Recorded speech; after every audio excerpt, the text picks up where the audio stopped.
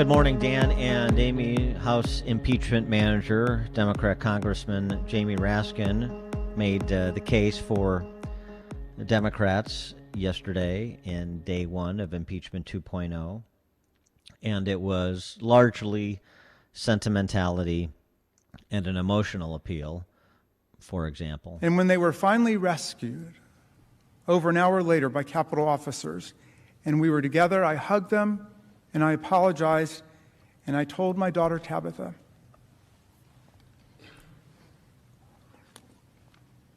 who's 24 and a brilliant algebra teacher in Teach for America now, I told her how sorry I was, and I promised her that it would not be like this again the next time she came back to the Capitol with me. And you know what she said? She said, "Dad, I don't want to come back to the Capitol again."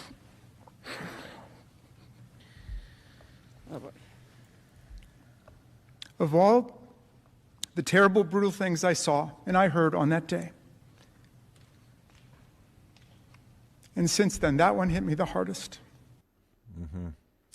Well, call me heartless, but I find, and I'm sorry that the Raskin family has recently suffered the loss of a child, but that doesn't excuse that sort of sophistry, and it shouldn't put Republicans on their heels. But unfortunately, President Trump's defense team apparently was not prepared for the Democrats' stock and trade when it comes to these matters. So here was Bruce Castor, who was first up, on the violence on the Capitol, at the Capitol on January 6th. Before I begin, I want to comment on the outstanding presentation from our opponents and the emotion that certainly welled up in Congressman Raskin about his family being here during that terrible day. And you will not hear any member of the team representing former President Trump say anything but in the strongest possible way denounce the violence of the rioters and those that breached the Capitol, the very citadel of our democracy, literally the symbol that flashes on television whenever you're trying to explain that we're talking about the United States. Instant symbol.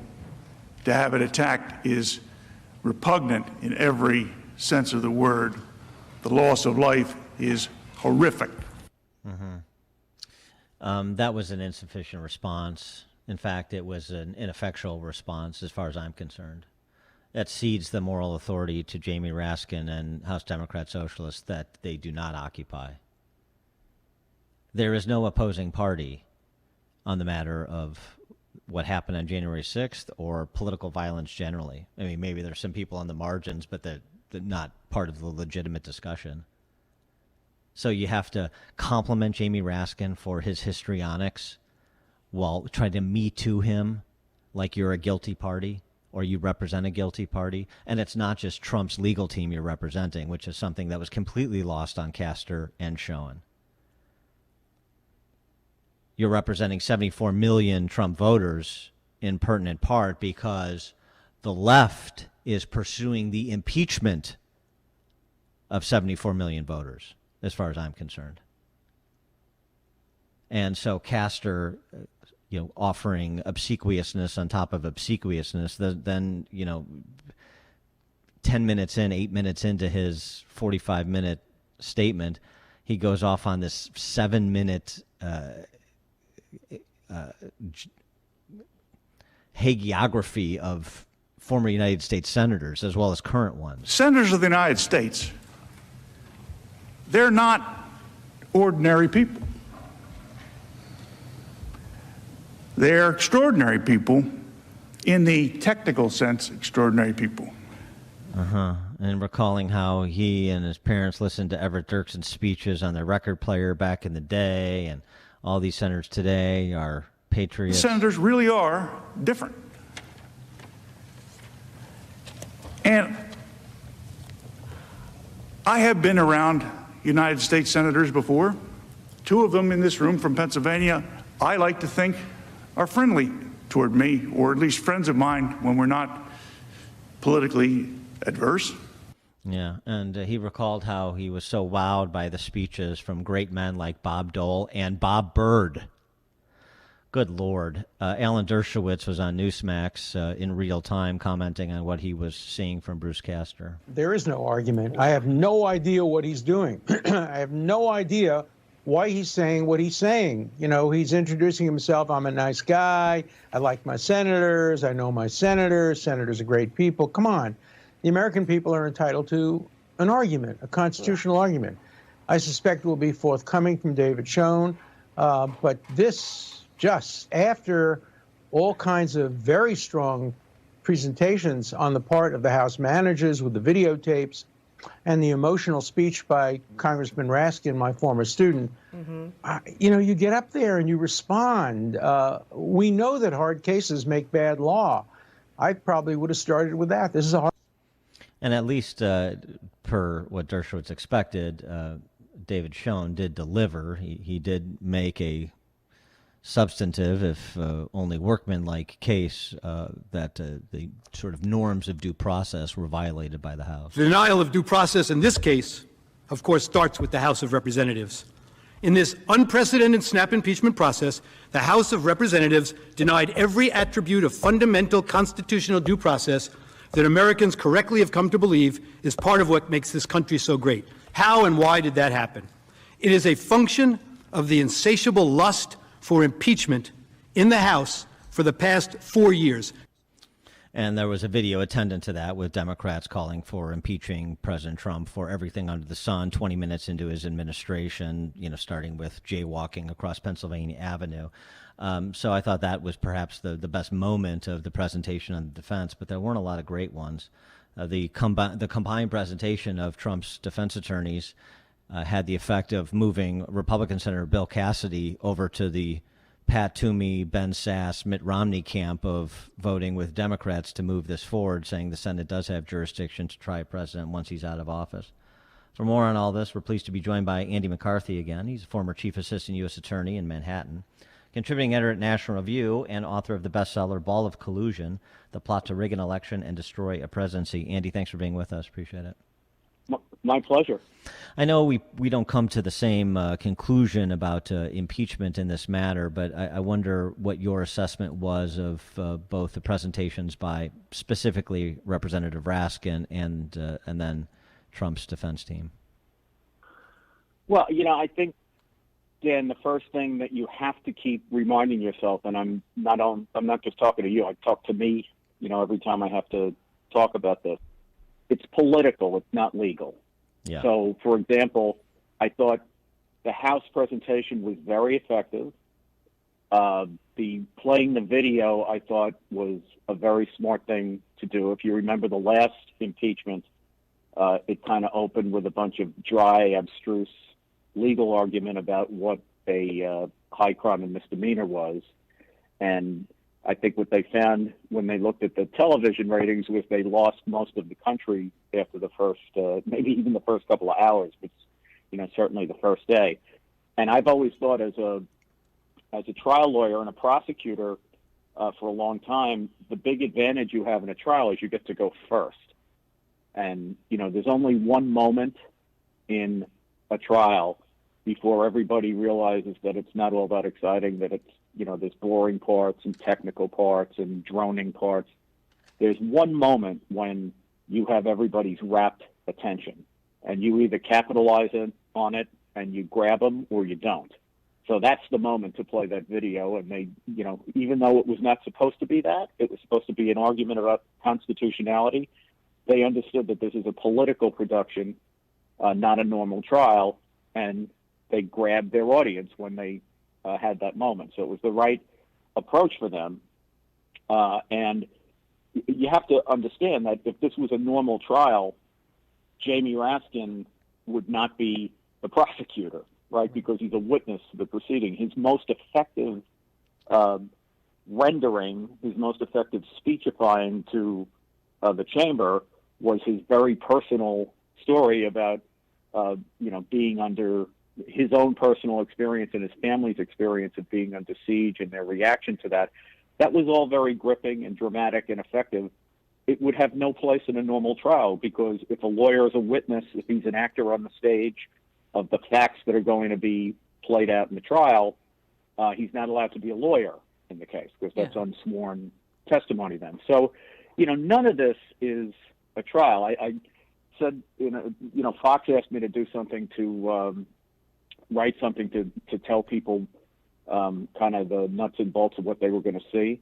And what I was moved to write was that if your idea of due process is the Anglo-American tradition, centuries old, that you see day in and day out in courts all across the United States, where thousands of trials take place every day, and then you wandered into the Senate on Tuesday, you'd be forgiven for saying, Toto, I don't think we're in Kansas anymore, because it's not a trial.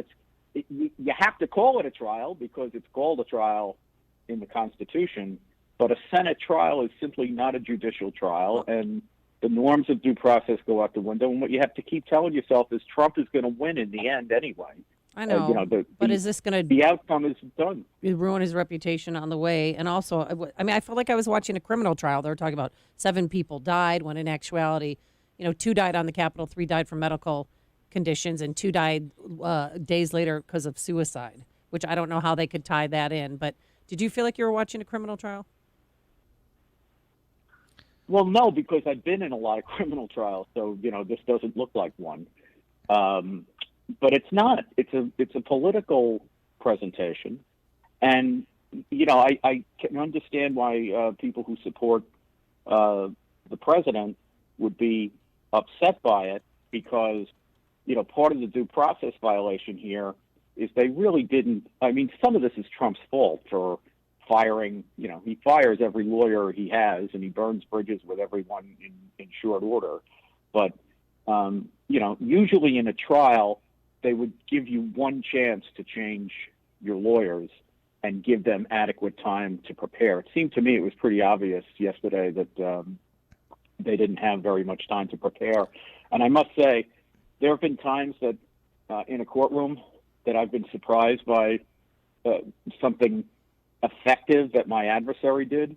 The last thing you do is say that out loud. You go back to your office and you tell your, well, that's get up and say, so this is what I'm saying. So that's, they didn't have a lot of time to prepare. There are basics. You don't need any time to prepare. In point of fact, since we've been talking about this for weeks, all the arguments are in the public arena. They could cut and paste former appellate court judge Michael Ludwig's Twitter thread on the constitutionality or lack thereof of the Senate impeaching a president out of office if they wanted to, lodge their pro forma response on that topic. Schoen, as I said, gave fine. He made a statement about due process norms, which was appropriate, and there was some effort by Castor to raise the issue of First Amendment protections and so forth. But I mean, it was just such all they have to do is just kind of give the gentleman's C arguments on the topics at bar and sit down and call the question. And they didn't do that yesterday. Well, but you want them to be as effective as the other side. Yes, all those things are available, and any competent lawyer can go in and argue. You need about a day to master all of the things that have been written, and then go in and argue the case on constitutionality. But at the same time, you could tell that Raskin and Ciccolini and Raguse, they've been living with this case for a couple of months. And it showed. You may be right that all of this stuff is the kind of information that a competent lawyer ought to be able to master in short order. But I think there was a pretty obvious difference yesterday between people who've been living with this case for a long time and people who look like they've been living with it for 5 minutes. So. Yeah, I mean, I suppose. I suppose that there's something to that. I don't know. I just you have to. It seems to me be oblivious to what's been going on and the discussions that have been going on in every quarter in this country about these various topics that are addressed by both sides, to offer such a disjointed milquetoast effort as was offered, particularly by Castor. I mean, I don't know. Maybe I'm just Yeah, well, beating on him too hard. No, But geez. Look, I think number one, in the long run, it doesn't make any difference because it's political, it's not legal, so the effectiveness of the lawyers is not going to make a big difference in the outcome. But I have to say, I almost fell out of my chair when Castor made the argument that, there's no point in disqualifying Trump because the American people know how to do this. We just had an election and they booted him out of office, when the whole reason we're at this point is that Trump claims that the election was stolen. So you have like the president out there saying the election's illegitimate, and you have his lawyer in the impeachment trial saying there's no reason to disqualify this guy because the American people can handle it. We just had a legitimate election where they booted him out. Well, I just was like, man, what are we doing here? Yeah, well, right. So there's that aspect to it, and then there's the other aspect, and I think this is when Cruz leaned over and said, "Is he talking about what's at bar right now, which is whether we have jurisdiction?" And Cassidy's like, "Not yet." Was the idea that because you had an election where the target of the impeachment lost, that means that the argument about whether the Senate has jurisdiction is moot, and one has nothing to do with the other, and you have too many lawyers in the Senate that know better. Yeah, I think that's right. Although I keep going back to the same point, which is that we're treating this like it's a legal question. I know, and I just don't think it is. I think it's a political question. And I must say, in the last week or so, I've looked at a lot of the old impeachment stuff, and what I'm struck by is the first impeachment in the United States was in 1797, the impeachment of Senator Blount. And the House impeached him even though he was resigning, and the Senate ended up taking the trial and dismissing the case before having a trial on grounds which are dubious because they didn't make a good record. So you don't know whether they dismissed it because they didn't have jurisdiction because he wasn't a senator anymore, or interestingly, if they dismissed it because as a senator he wasn't a civil officer of the United States, that they made that conclusion. But I just think for all my friends who are making these textual arguments that the framers clearly meant this and the framers clearly meant that, the House of Representatives, 8 years after we began constitutional governance, impeached a senator. And if it was so clear that like a senator was not impeachable, the House wouldn't have impeached him. And these were guys who were acting within the not only were they acting within the fresh living memory of the Constitution, many members of Congress had been at the Constitutional Convention in Philadelphia. The very people who were involved in crafting the Constitution didn't think this was all so clear with respect to impeachment. And I just think that they just didn't give a lot of thought to this. Well, it's also like church. Many attend, few understand. Perhaps. Well, I think the guys who attended the Constitutional Convention understood, but whatever. Fair enough. All right, Andy McCarthy, former Chief Assistant U.S. Attorney, Manhattan, contributing editor, National Review, author of the bestseller "Ball of Collusion: The Plot to Rig an Election and Destroy a Presidency." Andy, thanks as always. Appreciate it. Thanks. Have a great day. Thanks, you too. And he joined us on our turnkey.pro answer line. The stories you need to know to start your day. This is Chicago's Morning Answer on AM 560. The Answer. If your money is not earning at least 2.5% guaranteed as well as tax deferred, you need to call Professional Life and Casualty. Professional Life and Casualty is offering a 2.5% guaranteed APR on new funds deposited into your annuity, traditional IRA, or Roth IRA accounts. Rates subject to change. Please call to confirm. With Professional Life and Casualty, you pay no surrender charges, no administrative fees, and no withdrawal fees. Professional Life and Casualty has been providing peace of mind insurance and annuity products for over 60 years. Visit plcinsurance.com. They'll send you a free guide to tax-deferred, no-fee annuities. Learn about the 2.5% guaranteed APR return on annuity, traditional IRA, or Roth IRAs with no surrender charges, no administrative fees, and no withdrawal fees, plus peace of mind. Only from Professional Life and Casualty. Call 1-800-651-1800. That's 1-800-651-1800 or online at plcinsurance.com. I struggled with symptoms like frequent gas and stomach pain for years. I was bloated all the time with daily diarrhea. At first, I thought it was what I was eating. I kept thinking it was stomach issues. So I did my research and talked to my doctor, and we finally uncovered the truth. It was actually EPI. Exocrine pancreatic insufficiency, or EPI, is a condition where your pancreas is unable to help break down your food. It can lead to symptoms like diarrhea, gas, bloating, stomach pain, unexplained weight loss, and oily stools. And EPI symptoms can be confused with those of other common digestive conditions, like irritable bowel syndrome, Crohn's, and celiac disease. So getting to the right diagnosis meant being more open with my doctor about the severity of my symptoms and how often they were happening. But there's good news. EPI is manageable, so don't wait any longer. Use the symptom checker at identifyepi.com and schedule a visit or call with your doctor to ask, could I have EPI? Sponsored by AbbVie. AM 560, The Answer.